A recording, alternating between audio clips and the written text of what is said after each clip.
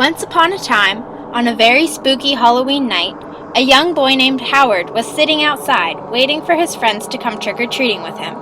He was really bored, so he dug a little hole in his yard. Then he ate a Reese's cup. He's a 7-year-old boy. Of course he didn't wash his hands.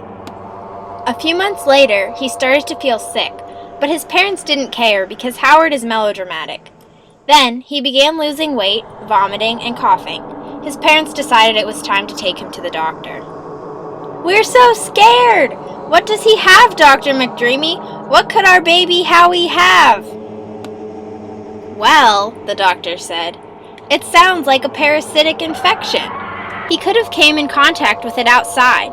It can also be transmitted through food and water that is improperly treated. He may show no obvious severe physical symptoms, but the worm eggs will be apparent in his stool, and he may have some stomach discomfort. I'll take these samples back to the lab and look at them." Later, Dr. McDreamy got back to Howard and his parents with the results of the examination. "Howard has nematodes inside him," the doctor exclaimed. "How did these creatures get inside him?" Howard's dad inquired. After being swallowed, the Ascaris lumbricoides invades the intestinal mucosa, which is the innermost layer of the gastrointestinal tract that comes into direct contact with food. Blood carries larvae to the lungs, where the larvae mature.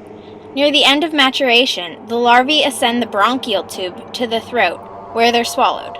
Upon reaching the small intestine, they develop into adult worms, where they start reproducing. The whole process can take 2 to 3 months. "Is there anything we can do?" asked Howard's mom. "Don't worry. I can easily cure him by giving him a drug called albendazole for a couple of days. Then he will be back to normal." Howard followed the doctor's orders and took his prescription carefully and responsibly. He lived happily ever after. The end.